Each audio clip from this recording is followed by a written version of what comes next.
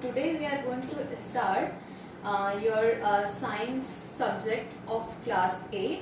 I am referring here the NCERT textbook. So you should purchase it and learn from this book. Okay, so we'll start the first chapter of this book, that is crop production and management.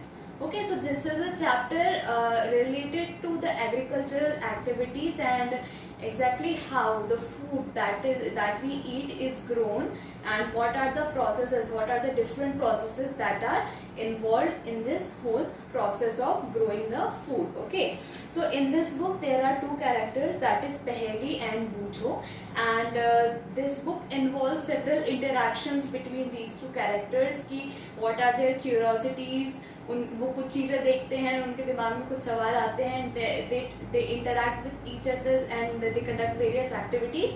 So you should read their interactions, and there are some activities that are suggested in this book. So if possible, as we go through the chapter, so if possible try to do those activities. Okay.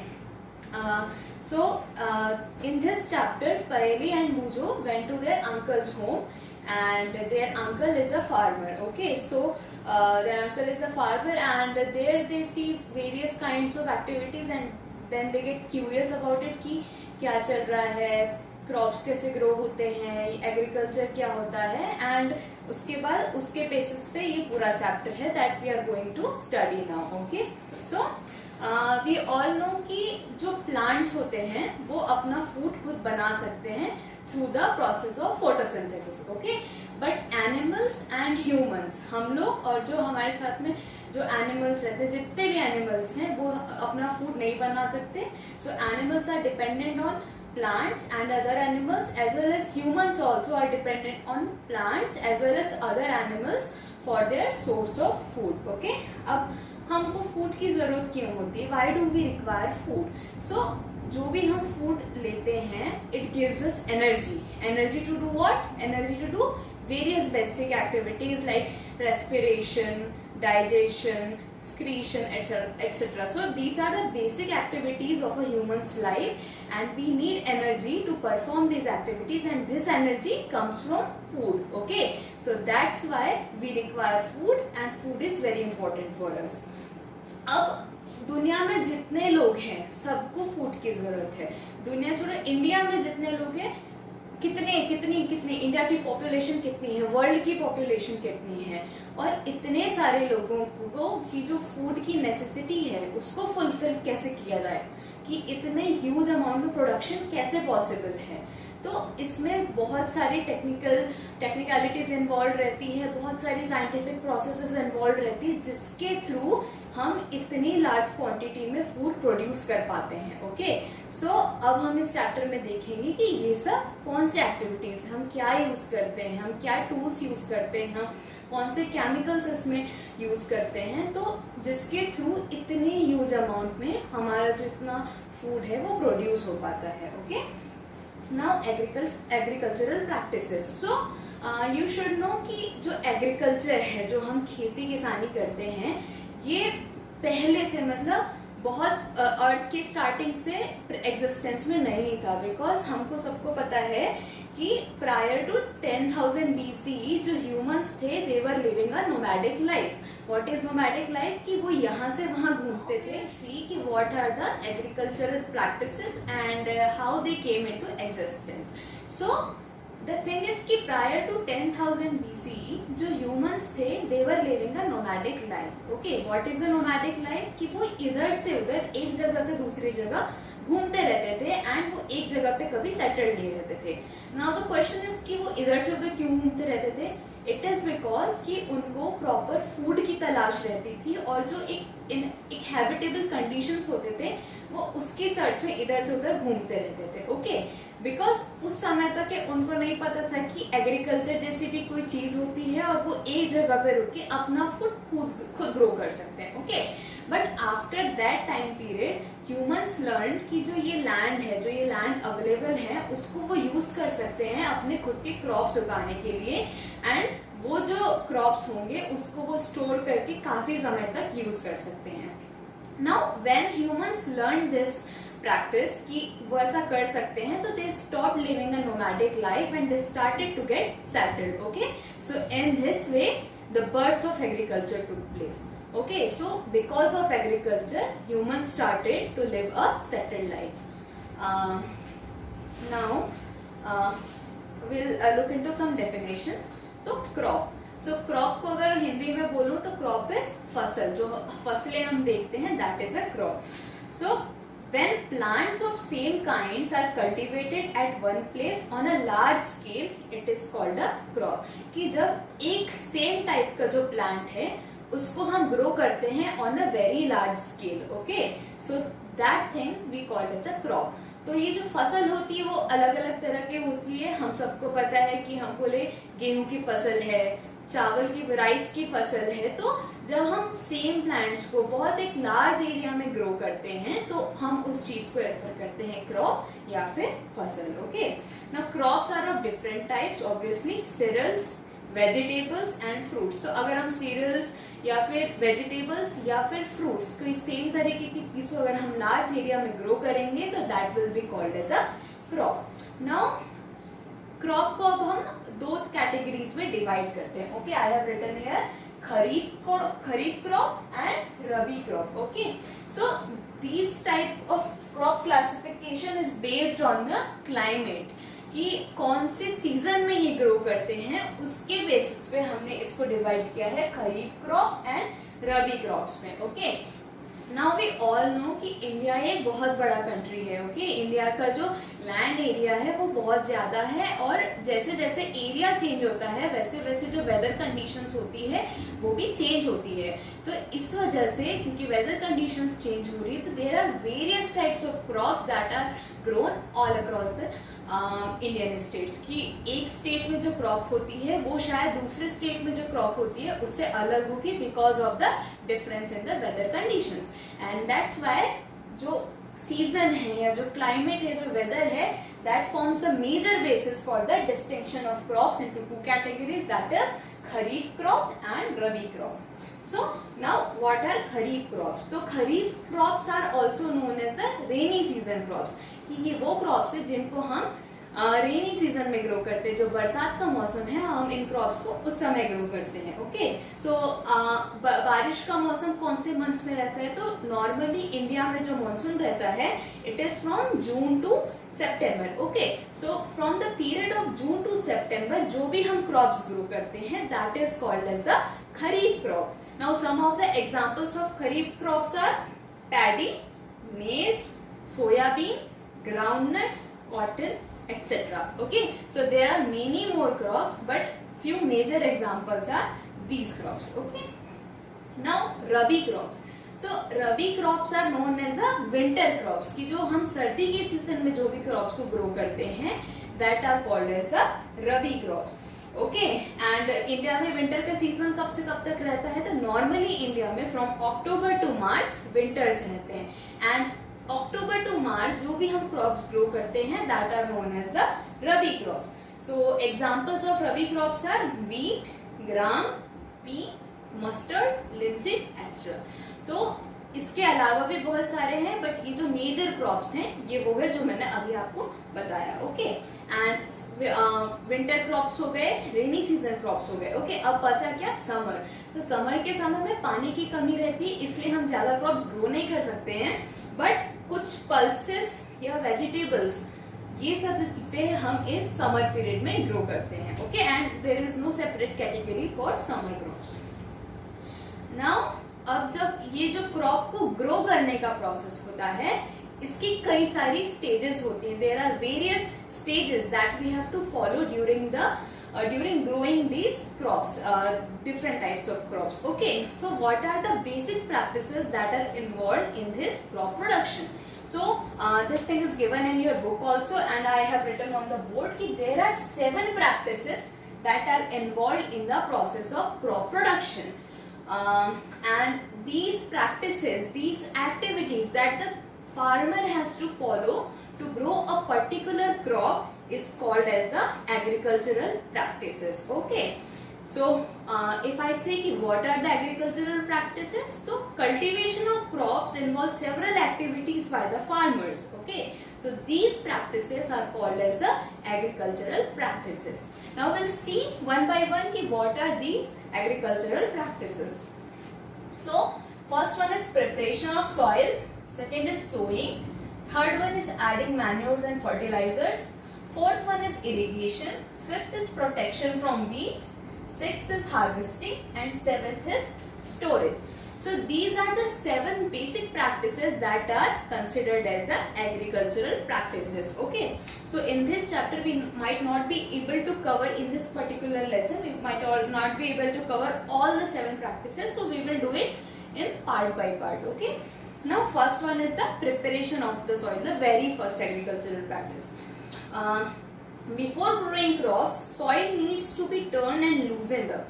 This allows the roots to penetrate deep inside the soil and breathe easily. So, किसी भी crop को उगाने से पहले जो हमको उसकी soil है उसको प्रॉपरली प्रोसेस, उसमें प्रॉपरली उसकी केयर करनी पड़ती है ताकि जो है वो इनफ प्रॉपर कंडीशंस प्रोवाइड कर सके एक प्लांट को ग्रो करने के लिए. सो ये क्या एक्टिविटीज होती है, तो हम पहले जो सॉइल होती है उसको लूज करते हैं एंड जो उसका जो नीचे की सॉइल है उसको हम ऊपर लेके आते हैं. तो we do the turning and loosening process. Okay, so this is known as the preparation of soil. Okay, so why do we do this turning and loosening process? तो जब हम ये प्रोसेस करते हैं तो इससे क्या होता है कि जो प्लांट्स की रूट जो ग्रो होने वाली है that is easier for the plants to grow deep into the soil if that particular soil is loose enough. कि अगर वो soil loose रहेगी तो plants की जो roots है उसको grow करने में बहुत easy होता है. Okay, loosened soil enables the growth of earthworms and other microbes which further loosens the soil and add humus to it. Now apart from the growth of the roots, जो अलग अलग microorganisms as well as जो earthworms है, we all know कि earthworms are known as the friends of the farmers. So apart from the roots अलग अलग microbes और जो हमारे अर्थवॉर्म्स होते हैं, it is easier for them to grow in a loosened up soil. कि अगर सॉइल लूज रहेगी तो ये सब जो माइक्रो ऑर्गेनिजम्स और जो अलग अलग ऑर्गेनिजम्स है उनकी ग्रोथ बढ़ जाती है इन a loosened up soil. And ये जो ऑर्गेनिजम्स रहते हैं ये फर्दर और सॉइल को लूज करते जाते हैं कि जैसे वो मूव करते हैं, जो अलग अलग एक्टिविटीज वो करते हैं, इससे सॉइल और ज्यादा लूजेंड अप हो जाती है and they add humus to the soil. Okay, humus is a nourishing factor that is present in the soil. तो ये जो ऑर्गेनिजम्स हैं ये ह्यूमस भी ऐड करते हैं सॉइल में.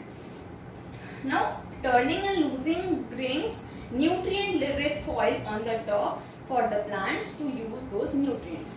Now जो ऊपर की सॉइल है हो सकता है कि वो ड्राइड अप हो चुकी हो या वहाँ पे प्रॉपर न्यूट्रिएंट्स प्रेजेंट नहीं है. तो टर्न करने से, सॉइल को टर्न करने से क्या होता है कि जो अंदर जो लेयर्स प्रेजेंट है जो बाहर एक्सपोज नहीं है, जिनको हम देख नहीं पा रहे हैं, तो वो जो लेयर है वो टॉप पे आ जाती है. और ये जो बॉटम लेयर्स होती है they are very rich in nutrients. तो जब हम इसको टर्न करते हैं तो the nutrients get in the top, और अब ये जो न्यूट्रिएंट्स है they are available for the plants to take up the nutrients. Okay, so it is easier for the plants to take the nutrients when we turn the soil up. That's why we do this process. And the particular name of this turning and loosening process is called tilling or plowing. Okay,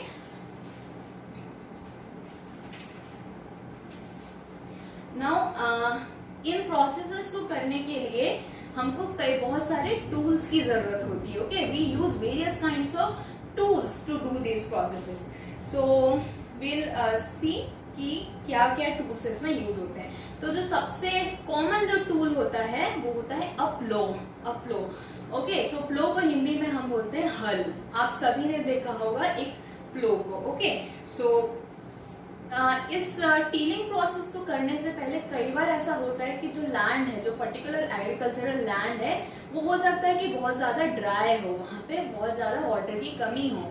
तो ये process करने से पहले better है कि हम वहाँ पर एक बार पानी डाल दें. Okay, so we should water up that land first, and उसके बाद अगर हम ये टिलिंग प्रोसेस करेंगे तो it will be very much easier and beneficial for the farmer. And secondly, जब हमने ये प्लोइंग या टिलिंग प्रोसेस किया तो हो सकता है कि बहुत ज्यादा बड़े बड़े लम्प्स प्रेजेंट हो सॉइल में, ओके, बहुत ज्यादा बड़े बड़े क्रम्स प्रेजेंट हो सॉइल में। तो before sowing, before seeding the plants, उससे पहले जो ये लम्प्स जो प्रेजेंट होते हैं या जो ये लम्प्स बन जाते हैं उनको हमको ब्रेक करना चाहिए, okay. So now will look into detail the tools that are used in this process. तो first one is a plough. So आप सभी ने देखा होगा, it is used for tilling soil, adding fertilizers and removing the weeds. Wooden plow is being आप सबने जो wooden प्लो है, जो लकड़ी से बना हुआ हल है, वो देखा होगा। बट नाउ डेज क्या होता है कि हम जो मेटल से जो बना हुआ प्लो है उसको ज्यादा प्रेफर करते हैं rather than the wooden plough, okay. And ये जो प्लो होता है, it is use for tilling the soil, adding fertilisers as well as removing the weeds, okay. Second one is a hoe. So a hoe is used for removing the weeds as well as loosening up the soil. And the last one is the cultivator. Okay.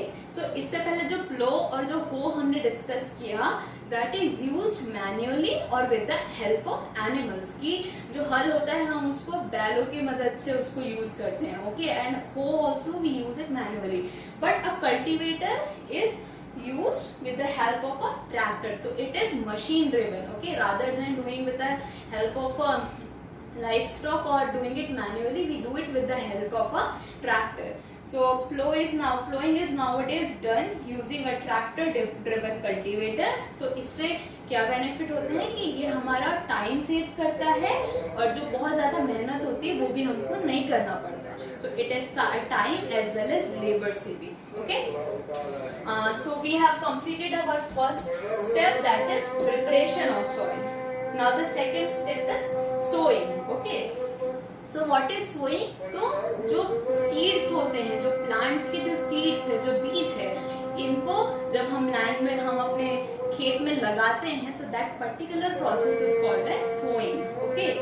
So before sowing हमको ये ensure करना पड़ता है कि जो हम seeds लेके आए हैं that are of high quality और ये कहीं से भी डैमेज नहीं है, okay. So a very easy process to do that is कि जो ये सीड्स हम लेके आते हैं उसको हम पानी में डालते हैं, okay. तो जब हम इसको पानी में डालेंगे तो जो अच्छे सीड्स हैं या जो अनडैमेज सीड्स हैं they will settle down at the bottom, और जो डैमेज सीड्स है कि कोई इंसेक्ट्स की वजह से या कहीं पे ट्रैवल करते करते जो सीड्स डैमेज हो जाते हैं they will come up at the top of that beaker, okay. तो जो ऊपर जो सीड्स फ्लोट कर रहे हैं they are damage seeds, they should be remove, और जो बॉटम में जो सीड्स हैं they are good seeds and they are good enough to be used for the sowing process. So this quality check should be done before the sowing process, okay. Now what are the tools used in this process? So the first one is the traditional tool, okay. So what is the traditional tool? It is a funnel shaped tool that is sharp at the bottom. कि क्या होता है कि एक funnel का shape है उसका,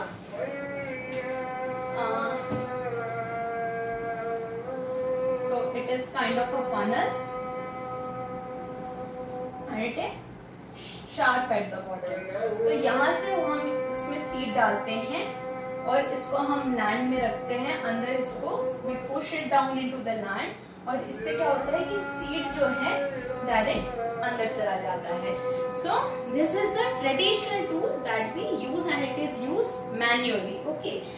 Now the second tool is the seed drill, okay. Seed drill is used with the help of tractors. So again we use tractors for the sowing process. It sows seed at a uniform distance and equal depths. It ensures that the seed get covered after sowing. It saves time and labor.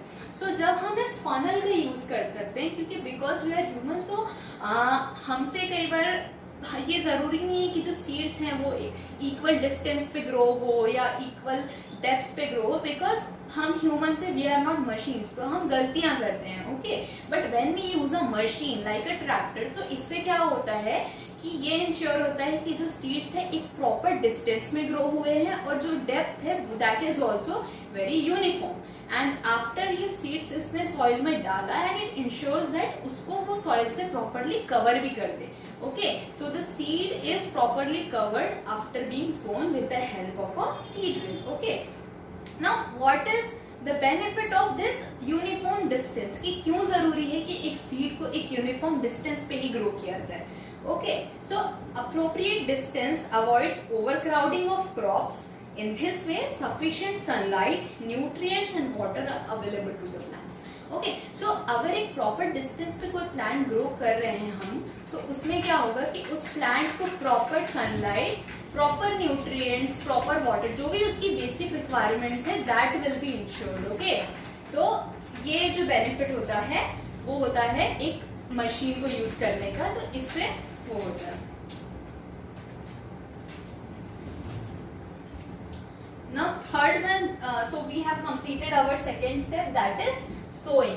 Now third step is adding manures and fertilizers, okay। So हम सबको पता है कि एक जो plant है it derives nutrients from the soil, है ना।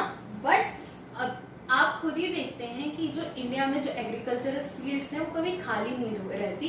And from this also we know कि हम एक के बाद एक, जो एक क्रॉप का हमने एक क्रॉप यील्ड किया, उसके बाद तुरंत बाद जो है that same field will be used for growing some another crop, कि हमने खरीफ ग्रो किया, उसके बाद हम उसमें कुछ पल्सेस ग्रो करेंगे एंड देन फिर will grow some rabi crops और देयर। तो इससे क्या होता है कि कंटिन्यूसली जो न्यूट्रिएंट्स होते हैं वो सॉइल से वो प्लांट्स लेते जाते हैं and after some time that land will become nutrient deficient, कि अब वहां पर उस लैंड में प्रॉपर न्यूट्रिएंट्स प्रेजेंट नहीं रहेंगे किसी भी प्लांट के लिए, बिकॉज हमने कंटिन्यूसली उस लैंड को यूज किया है and the plants that are grown there have used up all the nutrients. तो अब क्या किया जाए कि अब तो न्यूट्रिएंट्स नहीं है, तो अब प्लांट्स कैसे ग्रो करेंगे। सो टू इंश्योर कि plants के लिए sufficient nutrient present हो, we use some additional materials. These additional materials can be manures as well as fertilizers, okay। So what is the definition? Substances added in the soil in the form of nutrients for the healthy growth of plants are called as manures and fertilizers. So it is very clear from the definition कि जो additional nutrients हम अपने तरफ से add करते हैं into the soil to ensure that जो plants हैं उनके पास sufficient nutrients को grow करने के लिए, those are called as manures and fertilizers. They are added to compensate the scarcity of nutrients in the soil due to the continuous yields, कि जो हम बार बार एक कंटिन्यूस वे में जो प्लांट्स हम ग्रो करते हैं उसकी वजह से जो न्यूट्रिएंट्स की डेफिशिएंसी आती है, उस चीज को कंपनसेट करने के लिए हम जो है सॉइल में nutrients, manures as well as fertilisers को ऐड करते हैं। Now what are manures and fertilisers? So manure is an organic substance obtained from the decomposition of plants or animal waste, okay। So हम जो अपने organic plants और animal waste को जो हम डिकम्पोज करके जो मटेरियल बनाते हैं that is called as a manure. So it is a organic material that is formed from the natural substances. And जब ये decompose होते हैं plants और animals, जो हमको उसका by product मिलता है, it is very much rich in nutrient and that we use in our field as a manure. Okay. Now fertilizers. So fertilizers are chemical which are rich in particular nutrients, okay। So fertilizers क्या होता है कि fertilizers chemical substances होते हैं, okay। ये naturally हम obtain नहीं करते हैं and we prepare these fertilizers in various industries। और one peculiar thing is about a fertilizer is कि they are rich in a particular nutrient, कि एक particular किसी nutrient के लिए एक particular fertilizer होगा, कि suppose nitrogen deficiency है तो we will use a fertilizer that is rich in nitrogen। If suppose it is deficient in ammonia or urea, so that particular fertilizers will be available for that particular nutrient. So a fertilizer is rich in a particular nutrient, but this is not the case with manures, because manures में एक overall जितने nutrients होते हैं वो सब present होते हैं. Okay. Now there are some drawbacks of using a fertilizer, because I told you it is a chemical substance, it is not produced naturally and we produce it in factories. So there are obviously some drawbacks that are concerned with the fertilizer. So excessive use of fertilizer makes the soil less fertile. कि अगर हम continuously किसी land में fertilizers use करते हैं तो उसमें जो उसकी जो natural fertility है, उस land की जो natural fertility है वो कम होते जाती है because of the use of fertiliser.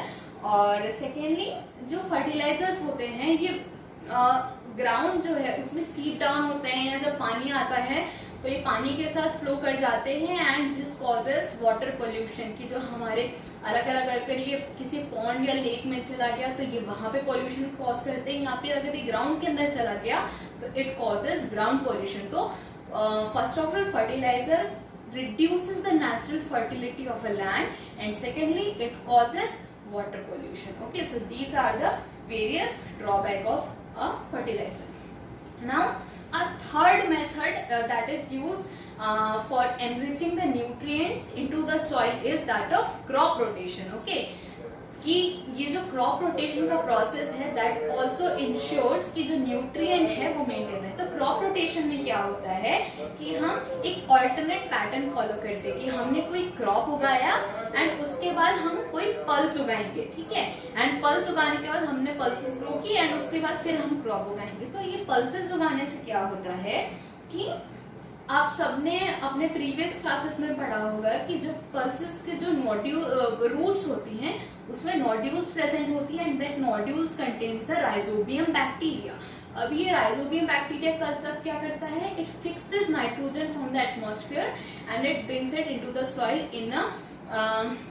in a form which can be used by the plants. So ये नाइट्रोजन की जो अवेलेबिलिटी है ये जो पल्सेस होती हैं ये मेंटेन करके रखती है. So that's why crop rotation is also a method of nutrient management apart from manures and fertilisers. तो ये जनरली जो हमारा नॉर्दर्न इंडिया है, जो नॉर्दर्न इंडिया का पार्ट है, वहां पर एक क्रॉप रोटेशन का प्रोसेस बहुत प्रेवलेंट है कि वो वहां पे पहले पल्स उगाएंगे, उसके बाद फिर वीट उगाएंगे, फिर एक बार वो वीट हमने यील्ड कर लिया उसके बाद हम वापस उसके न्यूट्रिएंट को मैनेज करने के लिए वापस से पल्स उगाएंगे. Okay, so nitrogen is managed in this process. Now in your book there is a table given in page number 7. So this table gives us the basic difference between a fertilizer and a manure. So you should read this and I am just reading this out ki what is the basic difference between a manure and a fertilizer. So fertilizer is a man-made inorganic salt, while manure is a natural substance obtained by the decomposition of cattle dung and plant residues. की जो fertiliser है इसको हम बनाते हैं, it is a man made product. But जो manure होता है जो नेचुरल सब्सटेंस है लाइक काउ डंग या फिर जो प्लांट के जो अलग अलग लीव्स हैं या कोई लकड़ी गिर गई है तो इनके जो डिकम्पोजिशन से जो चीज बनती है that is a manure. Now fertiliser is prepared in a factory, manure is prepared in fields. तो मैंने बताया कि फर्टिलाइजर को हम फैक्ट्रीज में बनाते हैं, वाइल जो मैन्योर है एक फील्ड में या कहीं भी जो हमारे घर के आजू बाजू की जो जगह है वहां पर we can prepare manure. Fertiliser does not provide any humus to the soil. कि जो फर्टिलाइजर है कोई भी जो नेचुरल ह्यूमस है, जो नेचुरल न्यूट्रिएंट्स वो नहीं प्रोवाइड करता है, while manure provides a lot of humus to the soil. Okay, fertilizers are very rich in plant nutrients like nitrogen, phosphorus and potassium. कि जो एक स्पेसिफिक न्यूट्रिएंट्स है like nitrogen, phosphorus and potassium, fertilisers are very rich in these nutrients, while manure is relatively rich in plants nutrients. कि जो but जो manure है वो जो पर्टिकुलर न्यूट्रिएंट प्रोवाइड करता है that quantity is very low. कि जो जितना भी वो प्रोवाइड कर रहा है that is very low as compare to a fertiliser. कि अगर हम सेम अमाउंट में मैन्योर और फर्टिलाइजर ऐड करेंगे सॉइल में तो मैन्योर काफी कम न्यूट्रिएंट्स प्रोवाइड करता है as compare to a fertiliser. But apart from from this, there are various benefits of manures. Okay, so I am reading ki what are the advantages of manures over the fertilizers. So the organic manure is considered better than a fertilizer because it enhances the capacity of water holding in the soil. की जो एक water holding capacity की वो जो soil है वो कितना water hold कर सकती है, और अगर वो वाटर होल्ड करेगी तो जो वाटर है वो प्लांट्स के लिए अवेलेबल होगा फॉर देयर यूज. तो ये जो मैन्योर होते हैं वो सॉइल की जो वाटर होल्डिंग कैपेसिटी है उसको इंक्रीज करती है. It makes the soil porous due to which exchange of gases become easy.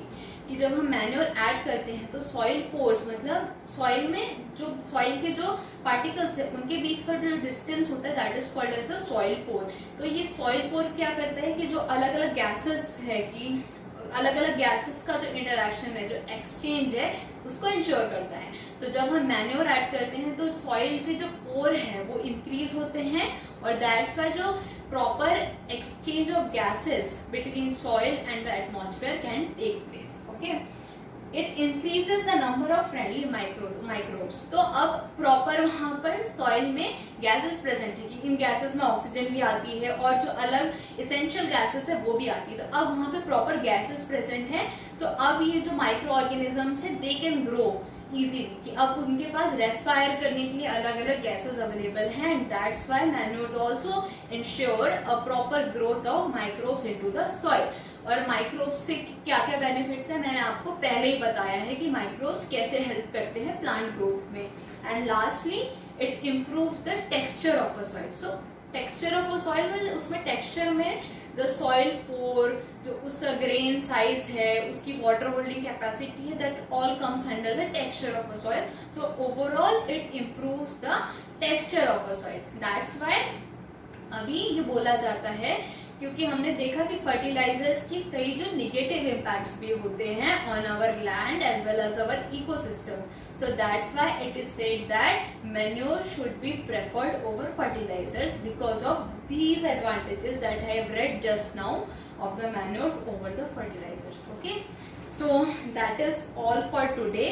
We will cover the remaining steps in the next video. Okay, so till then you should revise this chapter, you should read this chapter from the book as well as the video, and if there are any doubts please let me know. Okay.